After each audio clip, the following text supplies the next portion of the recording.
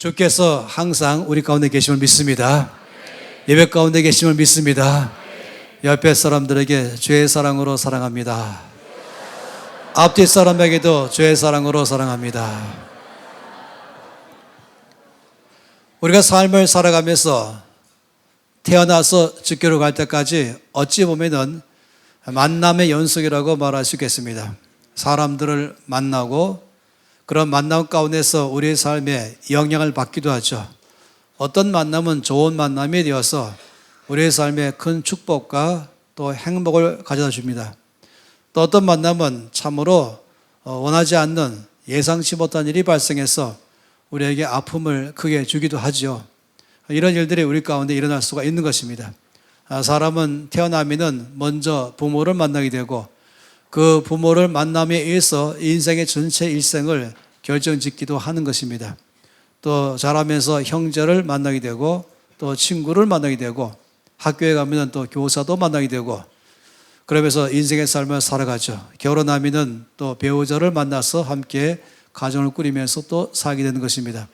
직장 생활하면은 또 직장 안에서 동료를 만나고 또 상사를 만나고 또 사장을 만나기도 하면서 그 안에서 우리가 영향을 받기도 하고 또 영향을 주기도 하는 것이죠.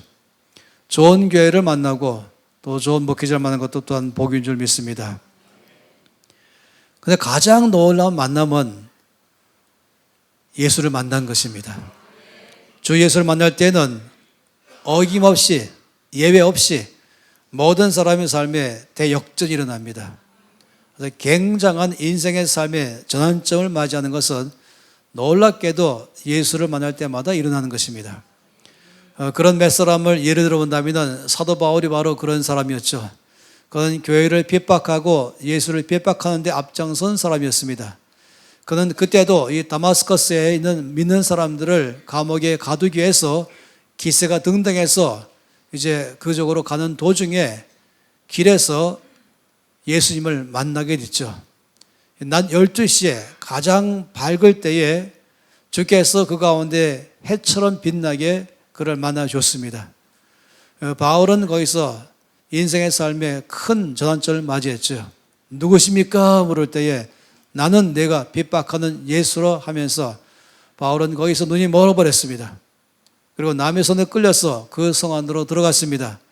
그는 예수를 핍박하던 자의 삶에서 예수를 전하는 사도의 삶으로 바뀌어버리고 말았습니다. 주를 만나면 사람의 삶에 아주 근본적인 변화를 일어나게 하는 것이죠. 야곱도 마찬가지입니다. 야곱은 그 형 에서와의 아주 긴장된 어려운 관계 가운데 있다가 이제 외갓집으로 피신 갔죠. 가는 도중에 그는 들판에 잠을 자게 되고 그때 주를 만나면서 그 평생의 삶에 대해서 결정짓는 그런 순간이 왔던 것입니다. 성경 안에는 이와 같이 주를 만날 때마다 인생의 대반전이 일어난 많은 사람들의 이야기로 가득 차 있습니다. 아브라함도 그 중에 한 가지 예인 것이죠. 창세기 17장 말씀 보면은 하나님은 아브라함에게 이렇게 말씀했습니다. 보라, 내 언약이 너와 함께 있으니 너는 여러 민족의 아버지가 될지라. 이제후로는 내 이름을 아브라함이라 하지 아니하고 아브라함이라 하리니 이는 내가 너를 여러 민족의 아버지가 되게 함이니라. 내가 너로 심히 번성하게 하리니 내가 내게서 민족들이 나게 하며 왕들이 내게로부터 나오리라. 주께서 아브라함에게 말씀하기를 너의 이름이 아브라함이지만 이제 후로는 아브라함이라고 하라 라고 말씀했어요. 이 아브라함이라는 뜻은 열국의 아비라는 것입니다. 그러면서 너를 통해서 많은 민족들이 나올 것이며 너를 통해서 왕들이 나오게 될 것이다 라고 말씀했습니다. 그러니까 세상에 변화를 주는 사람, 영향을 주는 사람의 삶으로 그를 새롭게 바꿔버린 것을 말씀하는 것이죠. 그 안에 사례도 마찬가지입니다. 또 말씀하시기를 하나님이 또 아브라함에게 이르시되 내 아내 사례는 이름을 사례라 하지 말고 사라라 하라. 내가 그에게 복을 주어 그가 내게 아들을 낳아주게 하며 내가 그에게 복을 주어 그를 여러 민족의 어머니가 되게 하리니 민족의 여러 왕이 그에게서 나리라 라고도 말씀했습니다. 그래서 한 여인 사례가 주께서 사라라고 바꾸라고 말씀했습니다. 그 사라도 마찬가지로 열국의 어미라는 것입니다. 한 사람의 삶으로 살아가는 것만이 아니라 더 나아가서 이제 사라는 이름을 갖는 순간부터 하나님 그를 통해서 세상을 바꾸는 일을 하겠다라고 말씀을 한 것입니다. 사실 그 말씀을 아브라함과 사라에게 하시면서 굉장한 축복하시고 미래의 삶에 어마어마한 놀라운 축복의 삶으로 그를 약속하실 때는 특이한 때였습니다. 이 17장에서 이 말씀하신 것은 당연히 16장 이후에 말씀하셨습니다. 창세기 16장 그러면은 꼭 기억해야 될 장 중에 하나입니다. 왜냐하면 거기서는 아브람과 사라의 이 결정적 실수가 있기 때문에 그랬습니다. 인간적인 생각, 인간적인 방법, 인간적인 노력에 의해서 하나님의 뜻과는 정반대의 삶으로 살아간 것이 바로 16장 사건입니다. 그런 삶의 결과가 바로 이스마엘인 것입니다. 그러면서 한동안 이 아브람과 사라는 이제 주님을 멀리 떠나서 삶을 살게 됐습니다. 그리고 그 과정 안에는 이 슬픔이 끊임없이 일어나고 또 소리가 좀 커졌죠. 그동안에 행복하고 그리고 기쁘고 평화로운 가정 안에 이 이스마엘의 탄생으로 태어남으로 인해서 그 과정에는 자꾸 고함치는 소리, 우는 소리, 그리고 그 속에서 상당히 많은 경우에 원망하는 소리, 미움의 일들이 일어난 것입니다. 분위기는 아주 바뀌어버렸습니다. 이스마엘은 그들이 주의 뜻을 떠나 멀리 살아왔던 자기 나름대로의 삶의 결과였습니다. 그런데 17장은 그랬던 이 아브람과 사라에게 주님이 다시 오셔서 이들에게 그냥 이전에 잘못된 삶을 책망하시거나 또 그런 삶에 대해서 심판하시거나 꾸짖거나 그런 삶이 된 것이 아니라 오히려 이들의 삶에 더 놀라운 소망의 계획을 세우시고 말씀을 하신 것입니다. 하나님은 우리가 실패했을 때라도 우리가 죄 가운데 있을 때라도 다시 오실 때는 우리 가운데 죄에 대한 심판으로 오지 아니하시고 은혜로 오시는 것입니다. 소망으로 오시는 것입니다. 마치 이 아담과 하와가 범죄했을 때 주께서 그들 가운데 오셨을 때에는 그들의 죄를 심판하고자 하는 것이 아니라 그들의 죄를 가려주고 오히려 앞날에 소망을 주기 위해서 오신 것이죠. 그래서 그들에게 가죽 옷을 지어입힌 것을 보면 알 수가 있는 것입니다. 야곱도 마찬가지죠. 성경에서 보면 야곱에게 주님이 놀랍게 말씀했습니다. 창세기 32장 말씀 보게 되면은 주께서 야곱에게 이렇게 말씀했죠. 내 이름을 다시는 야곱이라 부를 것이 아니요 이스라엘이라 부를 것이니 이는 내가 하나님과 및 사람들과 겨루어 이겼음이라. 참 놀랍지요. 야곱이라는 이름에 더 이상 야곱이라 부르지 않고 너를 앞으로 이스라엘이라고 부를 것이다 라고 말했습니다. 야곱은 그 이름을 말하는 그대로의 대표가 뭐냐면은 아주 인간적인 지혜로 꽉 차 있는 사람, 인간적인 방법으로 자기가 원하는 것을 늘 취득하는 사람, 필요하다면은 남들을 짓밟고서라도 속여서라도 자기 것을 더 취해가는 사람의 대표자가 바로 야곱인 것이 그런 성품이었죠. 그는 이것 때문에 관계가 많이 틀어졌습니다. 이것 때문에 그는 약간의 이익도 받지만 또 더 큰 손해도 많이 보았습니다. 이런 삶으로 살아가는 것은 사실 고달픈 삶이죠.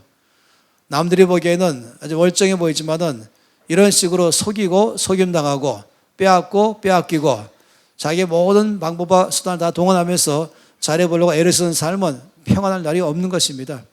야곱은 이런 삶을 살다가 어느 순간에 자기를 바라보면서 더 이상 이렇게 살아서는 안 되겠다라고 결정한 것입니다. 그리고는 이젠 내가 그동안에 똑똑한 줄 알았는데, 내가 그동안에 지혜가 많은 줄 알았는데, 능력이 많은 줄 알았는데 하는 것마다 한계가 있잖아요. 실패의 연속이요 고통의 연속이었습니다. 야곱은 주 앞에 나갔습니다. 뭔가는 결판 짓기로 해서 나간 것이죠. 제 삶에 좀 제가 변화되기를 원합니다. 더 이상 내 힘으로 살아갈 수가 없습니다. 저를 도와주시면 되겠습니다. 간절히 주 앞에 의지했죠. 이때 주께서 야곱에게 말씀하시기를 내 이름을 이스라엘로 바꾸라 했습니다. 이스라엘은 하나님과 싸워서 이겼다라는 뜻입니다.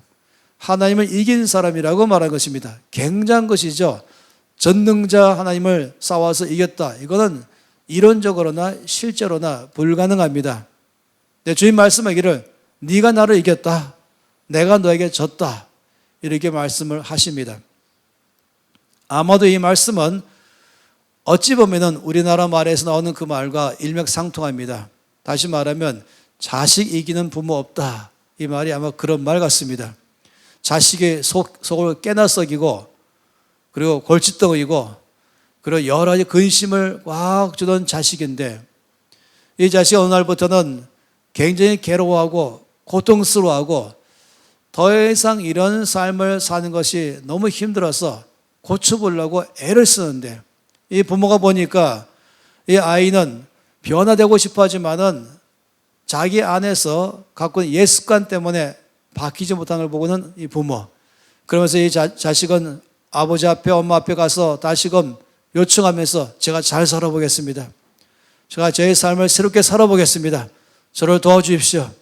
이전의 삶으로 살지 않고 저 해보겠습니다. 라고 간절히 부모에게 요청할 때에 이때 부모는 그 자식에게 이길 수 없는 것입니다. 그렇게 뭔가는 살아보겠다고 한다면 도와줄 마음이 생기는 것이죠. 하나님이 바로 그렇게 하신 것입니다. 그래서 그 이름을 이스라엘로 바꾼 것입니다. 야곱의 삶은 그날부터 대반전이 일어났던 것입니다. 이사야서 말씀에도 그런 말씀이 있습니다. 41장 14절부터 15절 말씀에는 주께서 이렇게 말씀했죠. 버러지 같은 너 야곱아 라고 말씀했습니다. 이전 번역은 벌레 같은 너 야곱아 라고 말했어요. 이 버러지, 벌레, 볼품없는 존재, 또 아주 힘없는 존재, 자기 몸 하나 제대로 간수하지 못하는 존재, 이것이 바로 버러지 아니겠습니까? 내 버러지 같은 너 야곱아 두려워하지 말라. 나 여호와가 말하노니 내가 너를 도울 것이라. 내 구속자는 이스라엘의 거룩한 이인이라. 보라 내가 너를 이가 날카로운 새 타작기계로 삼으리니 내가 산들을 쳐서 부스러기를 만들 것이며 작은 산들을 겨같이 만들 것이다 라고 말씀했습니다. 이 버러지 같은 너 야곱아 내가 너를 도와서 내가 너를 새로운 사람으로 만들어내겠다. 바로 이가 날카로운 새 타작기계로 내가 너를 만들어내겠다. 얼마큼이나 강력하냐면은 산들까지라도 쳐서 부스러기로 만들어버린다라고 말했습니다. 옛날에는 작은 문제 하나도 감당 못해서 헐떡거리던 이 사람이 주께서 바꿔버리면은 이 산 같은 문제가 내 앞에 온다 할지라도 이것을 오히려 박살내버리고 사라지게 해서 평지로 바꿔버리는 사람을 말한 것입니다. 마제스갈에서 4장 말씀 가운데 큰 산아 내가 무엇이냐 내가 스룹바벨 앞에서 평지가 되리라 라고 말하는 이 담대한 삶으로 바뀌어버린 것이죠. 주께서 만나주시면 이런 버러지 같은 삶이라 할지라도 세상을 바꿔버리는 놀라운 사람으로 바뀐다라고 말한 것입니다. 오늘 말씀 바로 그런 말씀인 것이에요. 오늘 말씀 보니까 안드레가 첫 번째에 주님의 제자가 되었지요. 그 안드레는 주를 만난 다음에 이 놀라우신 메시아 예수님을 보면서 자기 형제 베드로를 데리고 주께로 왔습니다. 그래서 소개해 줬습니다. 베드로에게 말하기를 나는 메시아를 만났다. 이 놀라운 분 예수님을 내가 만났다. 가서 만나러 가자. 베드로가 처음부터 쉽게 응답했는지 모르겠지만은 분명한 사실은 이제 이 안드레와 함께 예수님을 만나러 갔던 것입니다. 오늘 말씀에는 데리고 예수께로 오니라고 말했죠. 그 후에 예수께서 보시고 이르시되 내가 요한의 아들 시몬이니 장차 개바라 하리라. 베드로가 주를 만나는 이 순간의 삶이 자기에게 앞으로 어떤 일이 벌어질지를 그는 예상하지 못했습니다. 베드로는 그날 주를 만나는 그 첫 만남부터 그 인생의 삶은 대변화가 일어났습니다. 주께서 그를 보시면서 네가 시몬이냐? 앞으로 내 이름은 게바라 하리라. 게바를 번역하면 베드로이죠. 게바는 이 아람어 히브리어이고, 그리고 이 베드로는 헬라어인 것입니다. 한국말로 바꾸면 반석이라는 것입니다. 시몬이라는 것은 뭐냐면 갈대 같은 존재인 것이죠. 연약한 존재. 이 사람이 이렇게 말하면 휩쓸려가고 저 사람이 저렇게 말하면 휩쓸려가면서 사람의 말에 쉽게 휘둘리는 사람을 말하는 것입니다. 환경에 쉽게 휘둘리는 사람을 말하는 것입니다. 금방 좋을 것 같다가 살 것 같다가도 또 죽을 것 같은 그런 삶을 사는 것이죠. 그는 감정의 폭이 심한 사람이고, 그리고 쉽게 혈기를 부리는 사람이었습니다. 그는 나서기를 좋아했지만은 이것이 오히려 가치 있는 모든 사람을 늘 어렵게 만들었죠. 그는 큰 소리를 치기 좋아했지만은 끝까지 그 일을 잘 마무리 짓지 못하는 사람이었습니다. 한마디로 말하면 사고 뭉친 것이 골졌던 것이죠. 그는 팀을 깨뜨리는 사람입니다. 나서기를 좋아하기 때문에 그런 사람 누가 좋아하겠습니까? 모든 걸 다 자기 중심적으로 만들어내려고 하는 것입니다. 다른 사람에 대한 배려도 없고 양보도 없는 것입니다. 이런 사람이 바로 베드로인 것입니다. 이게 바로 시몬인 것이에요. 주께서 말씀하기를 너는 시몬이지만은 앞으로 너는 반석이라. 쉽게 흔들기를 잘하는 너였지만 앞으로는 흔들리지 않는 사람이 될 것이다. 견고한 사람이 될 것이다. 그리고 다른 사람을 도와주게 될 것이고 팀워크를 이룰 줄 알게 될 것이고 너 때문에 팀들이 강해질 것이며 그리고는 세상을 바꾸는 사람이 될 것이다. 이 굉장한 말씀을 하신 것입니다.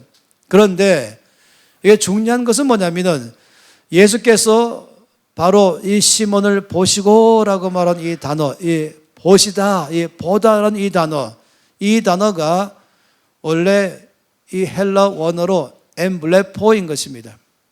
여기 말한 이 보다라는 단어는 그냥 그 사람이 겉모양을 보다가 아닌 것입니다. 아, 나이는 몇 살이고 혈기가 많이 있고 사람의 말에 쉽게 휘둘리기 잘하고 나서기를 좋아하고 그리고 또한 낙심하기도 잘하고 일을 마무리 짓지 못하는 그런 사람, 쓸모없는 사람, 골칫덩어리, 연약한 사람, 이런 사람으로 바라보는 것이 아니라 여기서 말하는 엠블레포라고 말한 것은 뭐냐면 그 안에 있는 하나님의 사람을 바라보는 눈을 말하는 것입니다.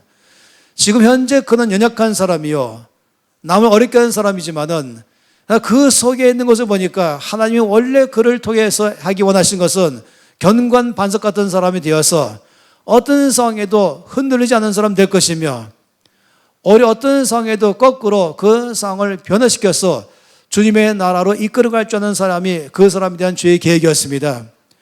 그런데 이것이 아직 드러나지 않은 것이죠. 그는 자라나면서 약점과 단점과 실수, 허물만 연속이었습니다. 사람들이 바라볼 때는 바로 겉사람 시몬만 바라보겠죠. 연약한 자 시몬, 실수를 많이 하는 시몬, 남을 괴롭게 하는 시몬, 인상을 찌푸리게 할 만한 그런 시몬의 모습만 바라보면서 그런 사람이야, 그런 사람이지 바라보고 나아가기 시작할 것입니다. 그리고 그런 사람으로 대할 것입니다. 그러나 주님은 시몬을 바라볼 때에 그 엠블레포라고 말한 것은 그 안에 있는 하나님께서 원래부터 쓰기 원하시는 그 아름다운 사람, 그 반석 같은 사람, 그 견고한 사람, 주님은 그 사람 안에 있는 주님의 눈으로 바라본 것입니다. 그래서 엠블레포라고 말한 것은 한마디로 말하면 주님은 베드로를 바라보실 때에 주님의 눈으로 바라본 것입니다. 겉사람 바라본 것이 아니라 앞으로 하나님의 은혜로 말미암아 변화가 되어서 주께 쓰임받는 사람으로 그 사람을 바라보신 것, 이것이 바로 엠블레포인 것입니다. 미켈란젤로는 유명한 화가요 또 조각가이죠. 어느 날 그는 인부들에게 명령하기를 들판에 오랫동안 비바람 맞고 있었던 큰 바위 덩어리 하나를 자기의 작업실로 옮겨오도록 했습니다. 사람들이 늘 그 들판에 있는 볼품없는 쓸모가 없는 그냥 큰 바위 덩어리를 늘 봤겠죠. 그래서 인부들은 궁금했습니다. 이 사람이 이걸 가지고 뭘 하려고 그러는가.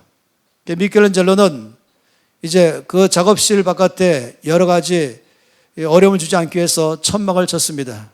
그 다음에 거기서 작업을 하기 시작했죠. 사람들이 궁금했습니다. 도대체 이 사람이 이 큰 쓸모없는 이 바위 갖고 뭐 할 것인가 봤어요. 그럴 때 망치로 바위를 깨뜨리는 것이에요. 큰 망치로는 크게 깨뜨리고 작은 망치로는 작게 깨뜨리고 또 끈을 가지면서 어떤 경우는 과감하게 쪼개고 어떤 경우는 잘게 쪼개면서 열심히 작업을 하는 것이었습니다. 사람들이 궁금하면 점점 더 커져갔죠. 이제 드디어 미켈란젤로가 모든 작업을 다 마쳤습니다.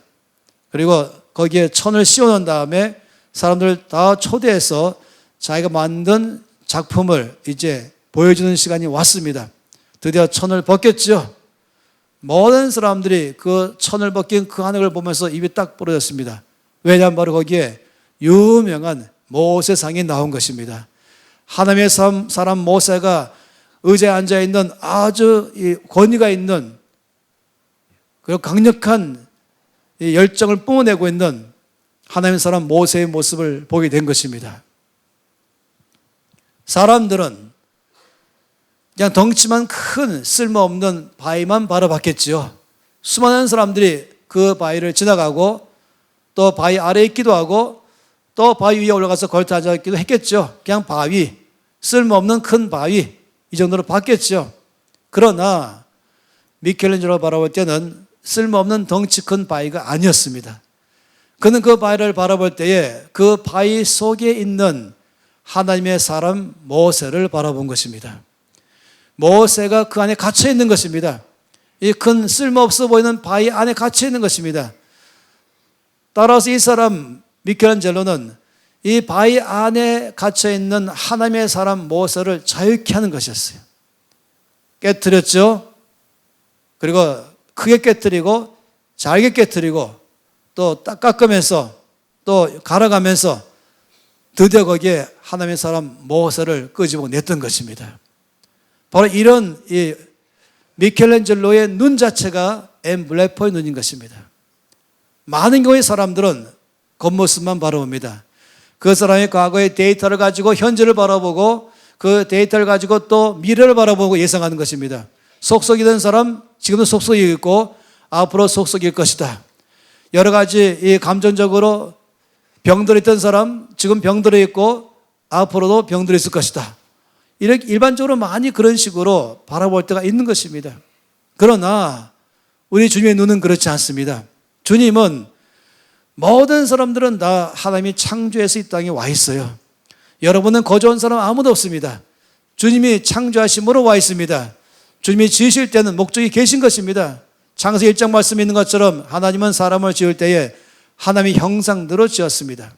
살면서 여러 가지의 환경적인 요인과 여러 요인 가운데서 병들어 있기도 하고 상하기도 하고 일그러져 있기도 하고 삐뚤어져 있기도 하고 이런 삶으로 살아갈 수밖에 없는 경우는 많이 있겠죠. 그러나 원래 하나님의 디자인은 그게 아니었습니다. 주님의 오리지널 디자인은 그게 아닌 것입니다.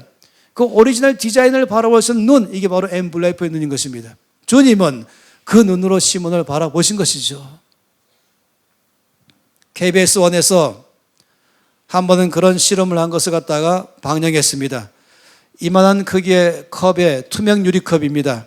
여기다가 두 투명 유리컵을 놓고 거기에 다 똑같은 종류의 쌀을 한 컵 가득히 부어놨습니다. 그리고 두 컵을 놓고 한 달 동안 이 두 컵의 쌀에게 말하기 시작했습니다. 왼쪽 컵의 쌀에다가는 축복을 계속 말했습니다. 축복의 말을 하고 격려의 말을 하고 칭찬의 말을 했습니다. 한쪽의 쌀에다가는 계속적으로 욕을 퍼부었습니다. 저주하기 시작했습니다. 늘 비방했습니다. 그리고 한 달 후에 이 결과를 가지고 공개했어요. 축복을 늘 주며 격려하고 칭찬했던 그 쌀은 열었더니 곰팡이 있는데 그 곰팡이 색깔이 하얗고 아름답고 향기로운 냄새가 났어요. 욕을 퍼붓고 저주하는 이 쌀은 한 달 후에 곰팡이 생겼는데 시커먼 곰팡이에 뚜껑 여는 순간에 악취가 났던 것입니다. 이 놀라운 결과를 말한 것이죠. 물론 이것은 새로운 것이 아니에요. 오래전에 일본에서부터 이것은 이미 말했던 것이죠. 조금 책자로 나왔었습니다. 물은 답을 알고 있다라고 나온 것이 똑같은 종류의 물을 컵에 담아서 양쪽에 놓은 다음에 똑같이 실험한 것이죠. 축복과 칭찬과 그리고 격려 말하고 저주와 욕을 퍼부은 것을 된 다음에 이 두 물에 대해서 이 결정체가 생긴 것을 특수하게 현명을 보이셔가니까 정반대의 모습이었죠. 축복한 이 물 결정체는 너무너무 아름다운 결정체가 생기면서 정말 아름다움의 결정체인 것이에요. 그런데 이쪽에 욕을 퍼부은 물은 생긴 결정체는 무슨 지옥의 대문같이 생긴 것이에요. 시커멓고 일그러져 있는 모습이 보이는 것입니다. 모든 균형이 다 깨져 있는 것입니다. 이건 이미 다 아는 사실인 것입니다. 하물며 주님의 눈으로 똑같은 사람 바라볼 때에 주 눈으로 바라보고 아직까지 드러나고 있지 않지만 전혀 보일 만한 것이 없어 보이지만 주 눈으로 바라보면은 주 오리지널 플랜을 바라볼 수 있게 되는 것입니다. 각 사람은 다 이 땅에 주께서 창조하셔서 보내신 사람들인 것이에요. 그 눈을 익히는 것입니다. 주님의 엠블레프의 눈을 연습하는 것입니다. 그런 면으로 말한다면 이런 면에서 연습된 사람 중에서 사도 바울이 있습니다.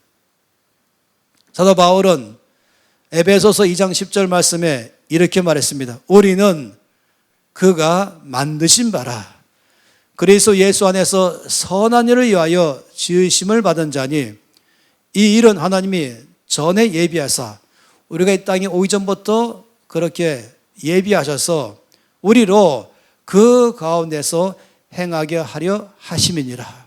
하나님이 처음부터 오리지널 플랜을 세우시고 창조하신 그 창조의 목적대로 살아가게 하기 위한 것이다 라고 말한 것입니다. 그러면서 바울은 그런 면으로 나를 바라보고 우리를 바라볼 때에 주의 눈으로 바라보니까 뭐라고 했습니까? 우리는 그가 만드신 바라. 이 단어를 그대로 100% 똑같은 의미로 번역한다면, 해석한다면 우리는 하나님의 걸작품이라 하는 것입니다. 하나님은 실수하지 않으십니다. 실패가 없는 분이십니다. 하나님이 지으신 것이죠. 저와 여러분은 우리 확실히 알고 있는 것은 하나님이 지으셨습니다. 그런데 그 눈으로 바라보니까 하나님의 걸작품이라. 끊임없이 아직까지 속썩이고 실패가 많이 있고 실수가 많이 있는 그런 연약한 사람으로만 바라보면서 말하지 말고 그런 사람으로 대하지 말고 그럼에도 불구하고 주의 눈으로 바라보면서 너는 하나님의 걸작품이야. 너는 하나님의 놀라운 작품이야. 하나님이 이 땅에 너를 보내실 때는 하나님 영광 위에서 보내셨어. 이렇게 말할 때마다 놀랍죠. 그 안에 아직까지 실수와 허물과 여러 가지 어려움 가운데 갇혀있던 그 아름다운 사람이 살기 시작한다니까요. 주께서 이 베드로에게 너는 시몬이지만은 너는 앞으로 게바가 될 것이다. 너는 연약한 자가 아니요 너는 반석이 될 것이다. 그대로 됐던 것입니다. 다윗도 엠블레프의 눈으로 자기를 볼 줄 아는 사람이었습니다. 시편 139편 13절 14절 말씀 가운데 다윗은 이 엠블레프의 눈으로 자기를 바라보니까 주께서 내 내장을 지으시며 나의 모든 오장 육부를 말한 것이죠. 그런 나의 모태에서 나를 만드셨나이다. 내가 주께 감사함은 나를 지으심이 기묘하심이라. 주께서 하신 일이 기이함을 내 영혼이 알고 놀랐습니다. 이것입니다. 이 말은 이전 말씀으로는 신묘막측하심이라. 영어는 이것을 설명할 때 이 원래 의미를 잘 설명하려고 엄선된 영어 단어는 wonderfully, fearfully made. wonderful 이것은 말로 표현할 수 없는 아름다움, 놀라움, 경이로움을 말할 때 쓰는 유일한 단어인 것입니다. 다시 말하면 주께서 나를 지으심이 신묘막측하심이라. 도무지 더 이상 어떤 식으로도 말할 수 없는 너무나 아름다운 존재, 너무나 탁월한 존재, 너무나 존귀한 존재, 그런 것으로 자기를 바라볼 때는 자기를 사랑하게 되는 것이죠.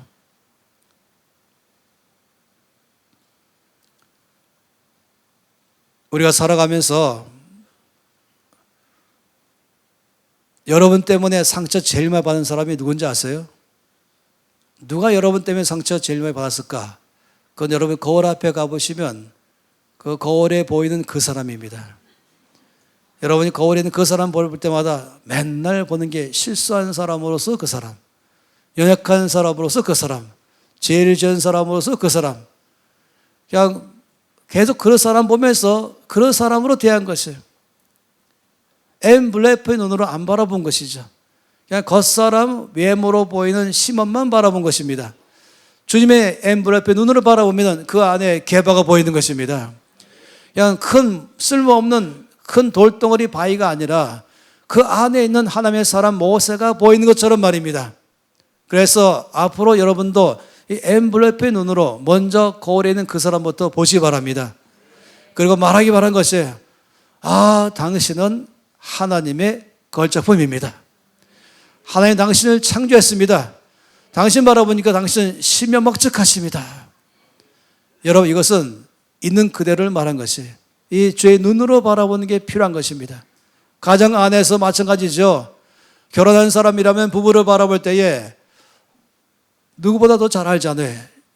허물이 많고 연약하고 실수가 많고 부족한 존재를 아는 것이에요. 그러나 그것만 바라보지 마세요. 그게 전부가 아니라니까요. 그 안에 있는 이 말씀처럼 우리는 그가 만드신 바라라고 말한 것처럼 바로 하나님의 걸작품이라 말한 것처럼 그 눈으로 바라보는 것이 필요한 것입니다. 똑같은 쌀을 놓고도 누가 말하에 따라서 쌀이 바뀌는 것처럼 똑같은 물을 놓고도 어떻게 대하에 따라서 물이 달라지는 것처럼 말입니다. 바로 하나님의 사람으로 바라보시면서 서로 부부가 대할 때마다 실수와 허물과 약점과 단점으로 바라보면서 그거 가지고만 말하지 마시고 아직은 안 보이지만은 이 말씀의 눈으로 그를 바라보는 것입니다. 선글라스를 보라색을 끼면은 세상이 보라색으로 보이죠.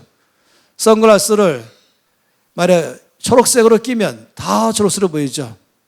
우리는 사람 바라볼 때에 말씀의 안경 끼고 바라볼 필요가 있습니다. 그러면은 주의 말씀으로 바라보는 게 가장 진정한 것이죠. 여러분을 여러분보다 더 잘 아시는 분은 바로 예수님이십니다. 여러분의 배우자도 여러분보다 더 잘 아십니다.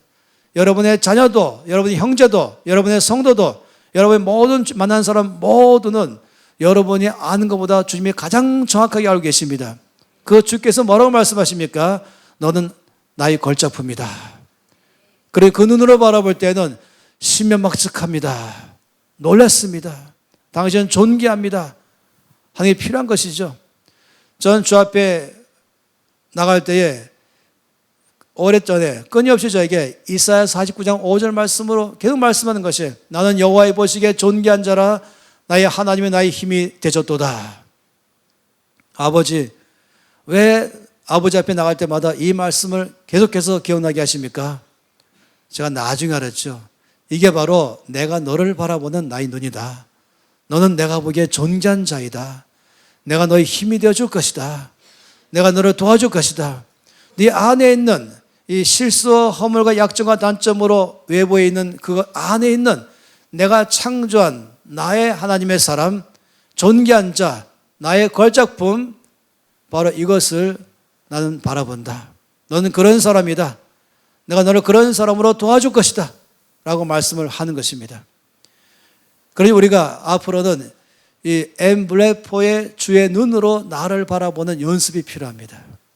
그리고 옆에 사람들을 바라볼 때도 이 주님의 눈으로 바라보세요. 여러분이 정말 자신이 없으면 선글라스를 끼세요. 바로 말씀의 선글라스를 끼고 바라보시면 당신은 하나님의 걸작품입니다. 당신은 신명막측합니다. 당신은 존귀한 사람입니다. 하나님의 영광을 드러낼 사람입니다. 당신은 반석 같던 사람입니다. 당신은 놀라운 지도자입니다. 당신은 영향을 주는 사람입니다. 당신은 빛나는 사람입니다. 여러분, 이것은 바로 주님께서 말씀하신 그 사람인 것이에요. 거울에 있는 그 사람 바로 그 사람인 것이에요. 옆에 있는 사람 바로 그 사람인 것이에요. 놀랍지요? 그런 사람에 의해서 사람들은 자유케 되는 것입니다. 한동안에 2002년 이 한일 월드컵 끝난 다음부터 한동안 사람들에게 입에 오르내리는 사람 누군지 아십니까? 히든크인 것입니다. 아니, 똑같은 선수들인데 어째서 히든크의 손에 들어가는 순간에 이렇게 바뀌냐 하는 것이에요. 바로 이것이 아주 뛰어난 코치이죠. 탁월한 리더이지요. 주의 눈으로 바라볼 줄 아는 사람인 것입니다. 그 안에 있는 것을 볼 줄 아는 것입니다. 격려하고 말해주고 칭찬하면서 그걸 끄집어 내게 하는 것입니다. 하나님은 저와 여러분 모두를 그런 사람으로 부르셨습니다. 엠블레프의 눈으로 나를 바라보도록 부르시고, 이 엠블레프의 주의 눈으로 말씀에 안경 끼고 눈으로 말미암아 나의 가정에 있는 식구들을 바라보게 하시고, 그리고 교회 성도들을 바라보게 하시고, 여러분이 가는 곳 어디든지 바로 그런 눈으로 여러분 통해서 바라보게 하시는 것입니다. 여러분이 바라보고 입을 열어서 말하시고 볼 때마다 또 말하시고, 시몬아 아니라 게바야, 베드로야, 베드로야, 야곱이 아니라 이스라엘이라 말하고, 끊임없이 아브라함아, 사라야 말할 때마다 넌 열국의 아비다. 너를 통해서 온 세상이 바뀔 것이다. 넌 세상에 변을 주는 사람이다 말할 때마다 그 말씀을 말할 때 이 쌀 하나라도 축복할 때 바뀐다는데, 물 한 덩어리라도 축복할 때 바뀌는데, 바로 나를 원래 지은 사람으로서 나를 보면서 말하기 시작한다면 그 안에 있는 그 사람이 드디어 자유케 될 것입니다. 하나님의 사람이 나오게 될 것입니다. 반석받은 사람 나오게 될 것입니다. 빛나는 사람 나오게 될 것이에요. 그러면서 정말로 주 앞에 쓰임받게 될 줄 믿습니다. 옆에 사람 보면서 연습해 보십시다. 옆에 사람 뭐라 하시겠어요? 보시면서 당신은 하나님의 걸작품이십니다. 또 옆에 사람 보면서, 반대 사람 보면서 당신은 하나님의 걸작품입니다. 이번에는 믿음으로 옆에 사람에게 말하세요. 나는 하나님의 걸작품입니다. 또 반대 사람에게 한 번 더, 나는 하나님의 걸작품입니다. 제가 여러분의 말씀드린 소리를 들으면서 특이점을 발견했어요. 당신은 하나님의 걸작품입니다 보다도 나는 하나님의 걸작품입니다 큰 소리로 말하고 있어요. 아주 믿음으로 말하세요. 옆에 사람에서 이 말씀의 안경으로 엠블레프의 눈으로 보면서 확신 가지면서, 그렇게 안 보여도 주여 내 눈에 할례를 주시옵소서, 엠블레프의 눈으로 보게 해주시옵소서. 옆에 사람 보시면서 당신은 하나님의 걸작품입니다. 당신은 존귀한 사람입니다. 믿으십니까? 오늘 숙제는 한 달 동안 거울에 가서 그 사람부터 말하세요. 당신은 하나님의 걸작품, 신명막측하신 분, 이 세상에 영열주로 하나님 만드신 하나님의 사람, 빛나는 사람, 존귀한 사람, 아름다운 사람, 내면이 견고한 사람, 어디 가든지 사람들에게 선한 영향력을 끼치는 사람. 여러분, 아무리 칭찬해도 절대로 부족함이 없는 사람인 것입니다. 이것은요, 심리학적인 용어가 아닌 것이에요. 무슨 어떤 긍정적인 말하는 것이 아닌 것이에요. 이것은 말씀을 그대로 전달하는 것입니다. 바로 그것이 여러분 자신이요, 옆에 사람들인 것입니다. 할렐루야. 옆에 사람에게 다시 한번 당신은 하나님의 걸작품입니다. 나는 하나님의 걸작품입니다. 여러분이 이 말씀의 고백을 거울에 있는 그 사람에게 한다면 분명히 비포 애프터가 나올 것이에요. 오늘 사진 찍어 놓으시고 한 달 후에 또 찍어 보시기 바랍니다. 이 말씀에 의해서 그 안에 있었던 그 하나님의 원래의 오리지널 디자인의 그 사람이 자유케 되기 시작할 줄 믿습니다. 가족들에게 말하세요. 그래, 진정한 예언자가 되세요. 거짓 선자 되지 마시고 자꾸 인간의 눈으로 보지 마시고 말씀을 전달하는 사람, 진정한 예언자 되시길 바라는 것입니다. 가정 안에서 거짓 선자는 사라지시고 가정에서부터 정말로 하나님의 예언자가 되시길 바라는 것입니다. 내 마음에 나는 대로 말하지 마시고 내 눈이 보는 대로 말하지 마시고 주의 말씀을 들은 대로 말하는 게 진정한 예언자인 것입니다. 나 자신에게 말하시고 그리고 식구들에게 말하시고 부지런히 말하십시오. 당신은 하나님의 걸작품입니다. 하나님이 당신을 창조했습니다. 당신은 존귀한 사람입니다. 빛나는 사람입니다. 내면이 견고하고 아름다운 사람입니다. 당신 통해서 주께서 영광 받으실 것입니다. 당신 가는 곳마다 영향을 끼치게 될 것입니다. 할렐루야.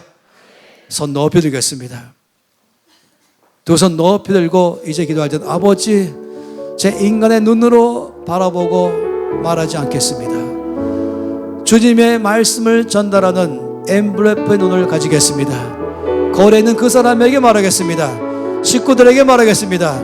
형들에게 말하겠습니다. 내가 만난 모든 사람 볼 때마다 주여, 내 눈이 먼저 엠블레프의 눈이 되게 하셔서 주님의 눈으로 바라보고 입으로 선포하며 아버지, 나를 통하여 가는 것마다 변화가 일어나게 해주시옵소서. 나를 만나는 사람마다 히든 끝 때문에 선수들이 바뀌는 것처럼 바로 주여, 나 때문에 가정이 바뀌게 하시고 나 때문에 사람들이 자유케 되고 강건해지고 그리고 아름다워지고 견고한 사람으로 되게 해 주시옵소서. 아버지, 제가 엠블레프의 눈으로 바라보겠습니다. 그리고 엠블레프의 눈을 바라보고 입으로 선포하겠습니다. 다 함께 동서로 기도하겠습니다. 아버지 앞에 고백합니다. 아버지, 나를 바라